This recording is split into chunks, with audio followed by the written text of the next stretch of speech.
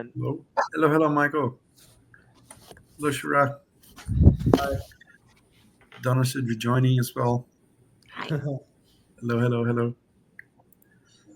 Thank you all for coming. Sorry for the little delay. We had one extra presentation, Okay. surprise presentation from Peter, but it went very well. Manish was here early. He cannot let me lie. So thank you for staying. Next project should be Jessenia. Jessenia will go first. Yeah. Oh, nice. Let's first present the judges. In the meantime, while Donna is joining, Michael and Shira would like to present yourselves. My name is Shira. I'm a PM for pricing at a company called Fivetran. I've been an engineer and then an entrepreneur and now a product manager. And I'm very excited about AI and how vibe coding can democratize building stuff and getting products out to everyone much more easily than before.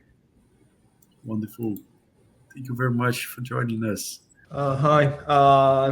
I'm an AI researcher in a university, and also I'm currently an AI engineer and working on the solution for different financial enterprise to automate their workflow. And yeah, that's basically my background. Yeah. Thank you very much. We have Dawn as well. Thank you for joining. Hi. Hi, everyone. My name is Donna Kim. I am. Oh, sorry, because of the echo. I specialize in global market strategy and AI workflow innovation. It's really a pleasure to meet you and join me as a judge today. I look forward to seeing the people with creative ideas. Thank you. Thank you very much, Michael, Donna, Shira, and Abanish for judging. I'm very honored to have all of you. So my name is Jessenia Triumph, and I am currently a product developer at an internship program where essentially they're teaching us how to vibe code and product design and use our strategic thinking to build meaningful products.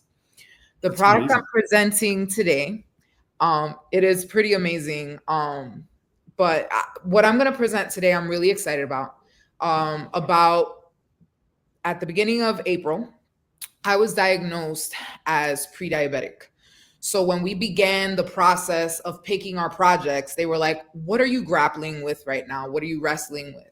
And that's how I came to this specific problem. I didn't know that we actually have a situation in our country right now where 80% of the population is in danger of getting diabetes, which sounds insane, right? How is it possible that so many people could be at risk? But actually 1 in 3 people has diabetes or pre-diabetes and doesn't know it. So I created this system after some deep research to be able to help reverse some of the issues we're having with diabetes. So the 2 main culprits for pre-diabetes and diabetes type 2 is one, psychosocial situation. So we're saying like it's a family, holiday, and all of a sudden, you have auntie who's feeding you 15 different carbs and she's demanding that you eat, 10 different meats and you need the extra this and this cream. And we don't realize how the pressure from societal demands create our eating habits. And then we're also in a situation where there's tons and tons of food deserts. So unfortunately, even when we think we have access to healthy food, the ability to actually access them is not there.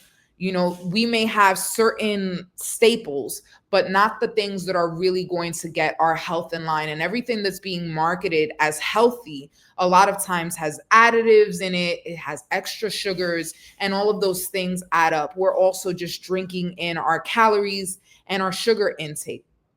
So RhythmWell has the ability to track your health statistics. So we can log a meal.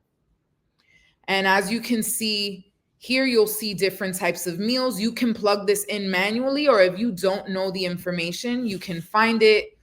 Let's say it's a chicken meal. Okay, you had a chicken salad. You click on it, you log the meal, it aggregates all the data for you.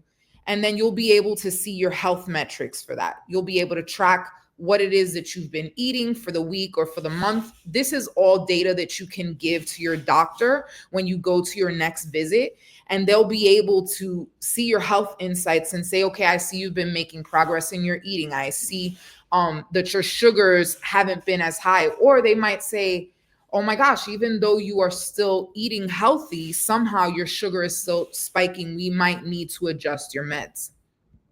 With that, we can also track blood sugar, stress, sleep, and all of those have different dashboards where you can do that individually. We can scan a meal where you can upload the food. So let's say you don't want to type all that in. You can literally take a picture of your food and it will automatically aggregate more or less how many calories are in your food and how it's impacting your health. We have an AI chatbot that helps you with health strategy, symptom checks, motivation, and nutrition. So the issue with this is that many people don't know what they don't know. And so if you have these questions or you're feeling anxious and you want someone to talk to, but maybe you're too afraid to tell your family, like, I have this health issue, you can go to the nutrition guide and it will help you adjust your meals. Or you can go to the motivation bot and it will help you to actually be able to focus in on what it is that you have to focus on for this day. And so even if you don't click anything into the motivation bot and you just need a little boost, it will give you a little prompt. You can check your symptoms. Let's say you're feeling super tired and drowsy and you don't know what it is that could be having that cause or that issue. And you can cross-check it against what you're eating or the way you've been sleeping. You can use your health strategy bot to be able to figure out what are the next steps for you to take. Maybe you've never dealt with health issues before and now you have questions. This is where you can come to ask. So when we're talking about the market for this, it's pretty scary that 96 million Americans are actually struggling with some type of illness that is continually bothering them. And so we have annual health care costs right now in our country at $374 billion. But preventative care, it would be $1 on every $7, which means we could significantly reduce our health care costs. My solution is being able to have everything intuitively be able to grab these metrics for you and make it meaningful. So my next steps would be to be able to integrate the Libra. That actually is a device that you stick into your arm. It stays in there for 2 weeks and it tracks all your sugars automatically. So in tandem with the picture taking, you basically would have everything automatically logged. You wouldn't have to manually put it in. We also want to be able to integrate wearables so that it tracks your BP, your heart rate, your breathing, and your sleep at night. All you would have to track manually is your stress levels. And so all of this data together will be able to be used for your doctors, your home health aides, your PCAs, maybe your sister who's been taking care of you, or if you have a sick family member. We often find that people with these illnesses and diseases have multiple co-occurring diseases. So if you have pre-diabetes or diabetes type 2, you're more likely to have hypertension. You're more likely to get cancer.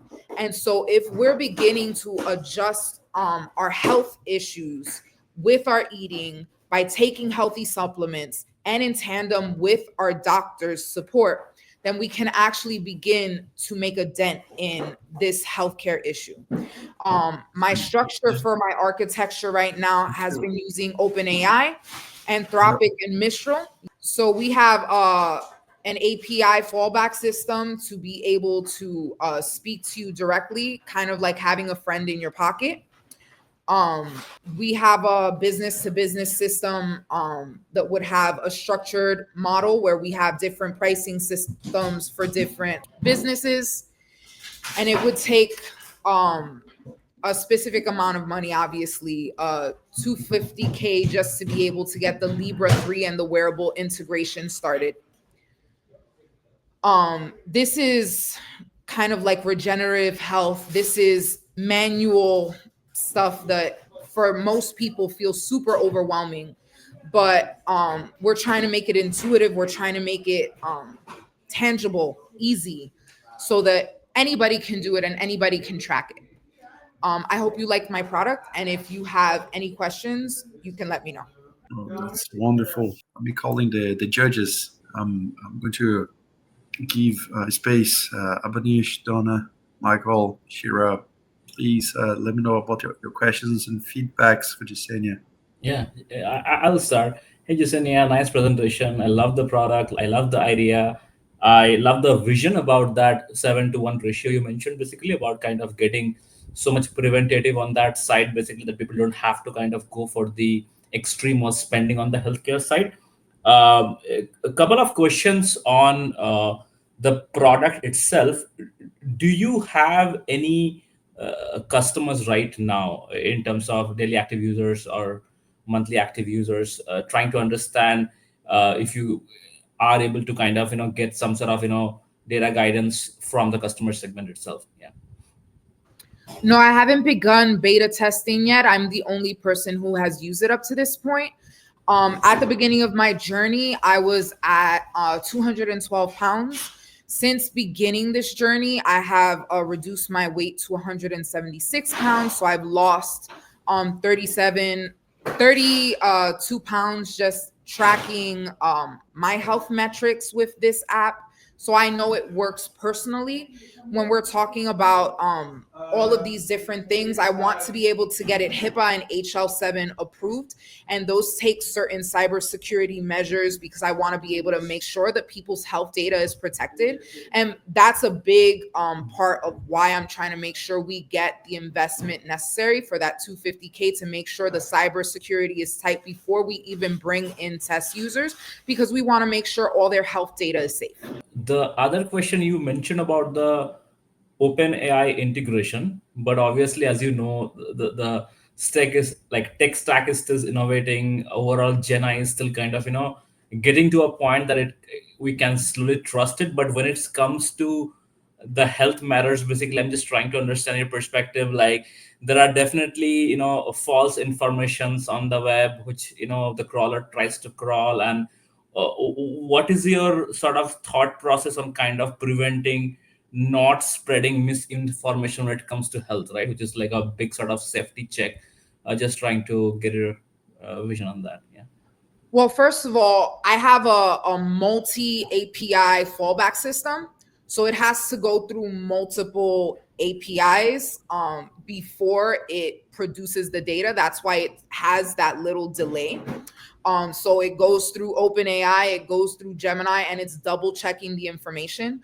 Right now, I'm working with a partner to actually be able to build a very specific LLM that is just particular to our system so that it doesn't have misinformation. And we are essentially feeding it the very specific data that it would be assisting customers with. And that is a big job. Obviously, data is super important. We want to make sure that we protect our clients. And that's why we've been working on this separate system to actually be able to keep people's data safe. Got it. Thank you, Jessenia. That's all from my side. Can I go next? Hi, I'm Donna. I really love your presentation. Personally, I also lost like 40 pounds like 2 years ago. So I am totally understand. Congratulations. Thank you. Yeah, I actually kept it in this way, and I understand how it's important to, like what you eat is who you are, right? So I totally understand, your idea. And he also, Abanish asked you about the customer. I was wondering, like, who do you see as your first target users? Like, it could be participants or clinics or general customers. Who do you target first? So we have a multi-tiered customer system. First is going to be people with prediabetes. After that, the next step would be their patient care. So this is like their home health aides, their doctors, their PCPs, the people that are monitoring their health, that are trying to help them get on the right track. This could also work for nutritionists and coaches that are helping people through these steps. After that, the tertiary target would be family members. So let's say you have like a mama that, all of a sudden she's diagnosed with diabetes type 2 and she doesn't know how to manage it, and you want to be able to track that she's actually responsibly eating. And now she doesn't have to type this stuff out, she doesn't have to track it, she can just take a picture and it's automatically aggregating the data for you. And when you're seeing it spike because she has the Libra 3 installed, now you're seeing, oh mommy, you didn't put a picture, but I saw a sugar spike. What is it that you ate at 2:00? And it's not to like bash mama, but it's essentially to partner with her, right? To make it easier for our family members, for our loved ones, to make it more intuitive. Because if part of this problem is that there's a community issue where we are socially pressuring one another to eat certain things because maybe that's the way our culture has always eaten. Maybe this is the way this specific community eats because they don't have access to food. Now we're able to actually say, okay, this holiday is coming up. We've already made the agreement. The mama's not going to eat these things because everybody can see they're linked into her health data because she's given permission to them. And now they see this is what happens when mama eats that extra piece of cake. And it boosts her sugars and it could put her life in danger. And so understanding that, and then hopefully I'm going to be able to put geolocation data later that actually aggregates this data and collects it for local politicians so they can know what public programs they need to set in place to begin assisting people, whether it's creating more food pantries or opening up and providing grants for more local supermarkets or natural food stores. And they can actually know how to assist the community in a meaningful way and begin to reverse this pandemic. Gotcha. Thank you so much. One more quick question. You also mentioned about like tracking blood sugar or also like sleep schedule. Does it require a separate device from you, or it's more like you are integrating with existing like wearable devices? Right now, you can track everything manually. It hasn't been integrated with wearable devices yet, and it hasn't been integrated with the Libra yet. We are going to need a certain amount of investment capital to actually be able to get all of the right coding and security and various things in place to make sure that that's secure and safe, that it's running the way that it needs to. So everything currently is being manually input, but hopefully we're wanting to be able to just use regular devices. So we're talking about your Samsung watch, your Apple watch that's already tracking that data and connecting it to Apple Health and pulling that data in a way that you don't have to take extra steps if possible. Yeah, thank you so much. That's all from me. Thank you for the questions, Donna. Jessenia, I loved the idea. I think it is so thoughtful, and I really loved your thoughtful strategy. I wanted to like just think through a couple things, scenarios with you. One of the things I think I kind of heard that just made me pause a little bit is like you're the only user of the system. So, just from a proof of concept perspective, this feels really early. So I wonder if there's a path here for you to get like maybe 10, 20 other people before you have all of the heavy duty like HIPAA compliance and the security pieces in place. And the reason for that is then it gives you opportunity to tweak your, I guess like app a little bit better, like know where to focus and things like that. And so you're That on makes sense.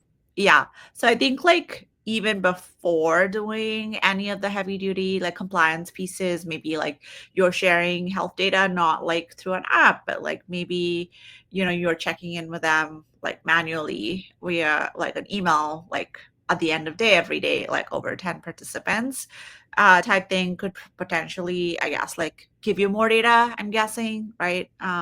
So that's one. Yes. And then the second piece I wanted to ask is like, I'm curious if you've like done any competitive analysis and if you've seen any other tools that already kind of do something similar.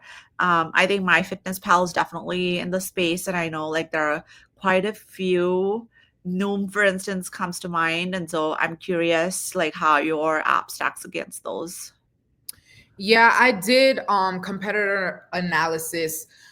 In terms of that, there's not anything on the market right now that's as intensive that actually is tracking all of these metrics at the same time and providing the data in a way that is meaningful and being able to be read by your doctors and healthcare providers. There's certainly nothing available where you can actually share it with, your daughter and have your daughter help you in your health journey. And so this is a really big part of the app, understanding how our social interactions impact our psychology of how we eat. And sure, Noom does have the psychology of eating, but they're red, yellow, and green, and sure, those are great, but how long are you going to red, yellow, and green? The thing with Noom is that people let go of it after 6 months because guess what? They already know what the red, yellow, and green is. And then after 3 or 4 months, they gain the weight back.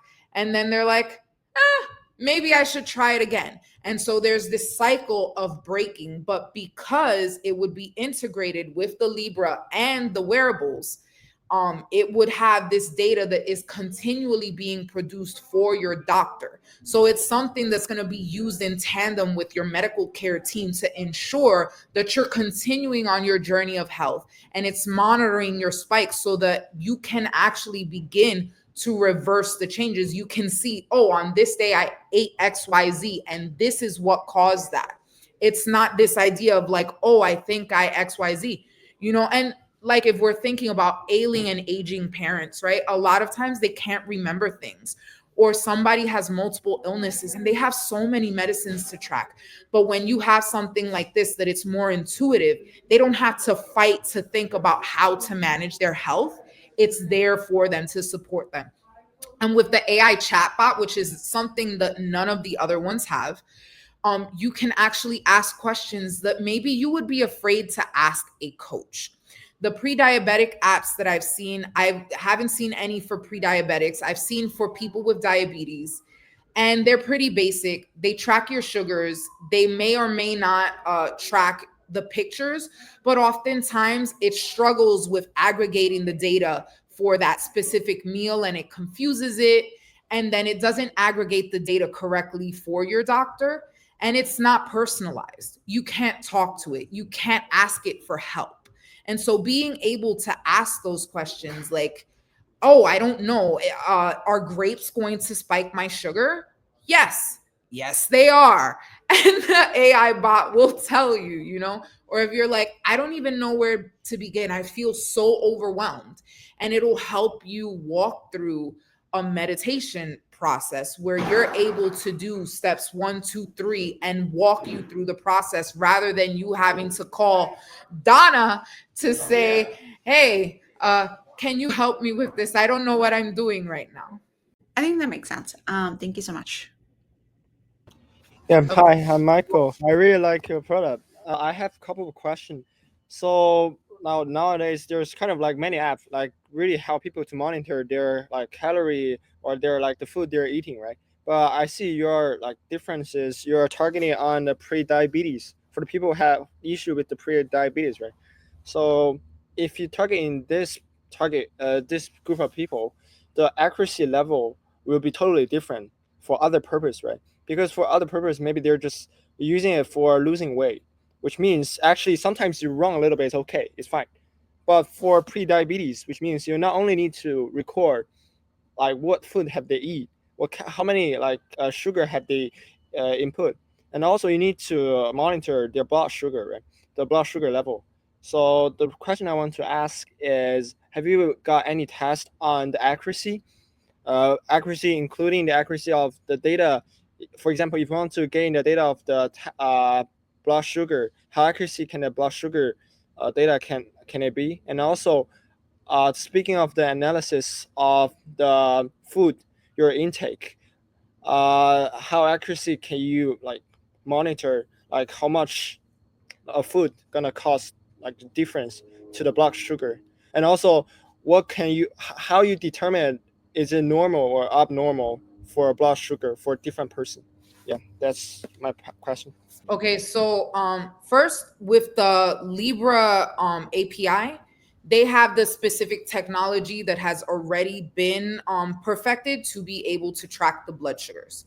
That API would probably cost about $12K a month to be able to integrate it into the app.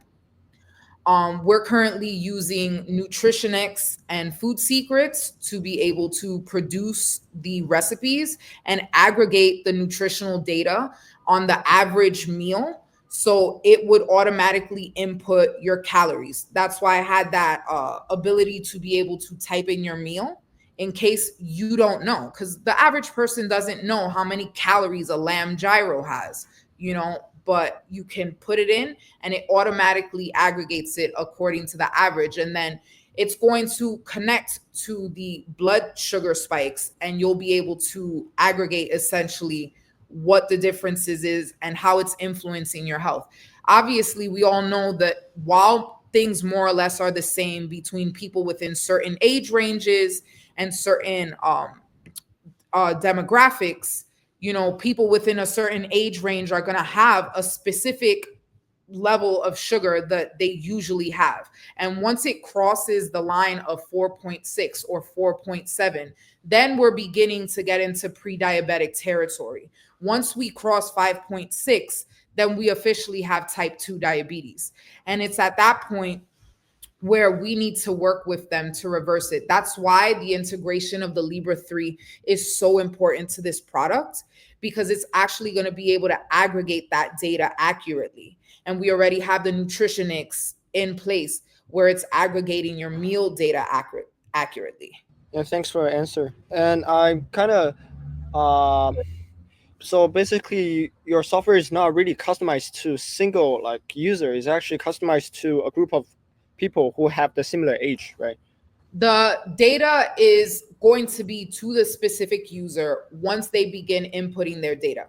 So there's a page within my site where you could begin to check off the various diseases that you have. So let's say you have diabetes type 2 and you also have hypertension. And based on that, it's going to begin to filter out the meals that you can and cannot eat, so that it's very specific to you and it's keeping to you. You also have to remember that this is being used in tandem with your PCP, your nutritional coach, your fitness coach. So there's multiple levels of accountability here. It's the app, it's your healthcare team, and it's you working in tandem with the various APIs. So the Libra, the OpenAI, and then of course our database, to be able to accurately assess your healthcare needs.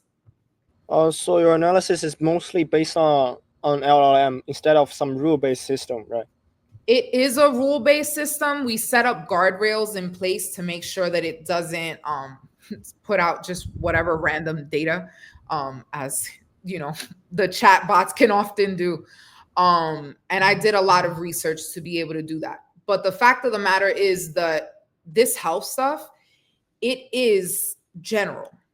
If you think about it, within a certain demographic, there's going to be a percentage of people that they get it at this age based on their location.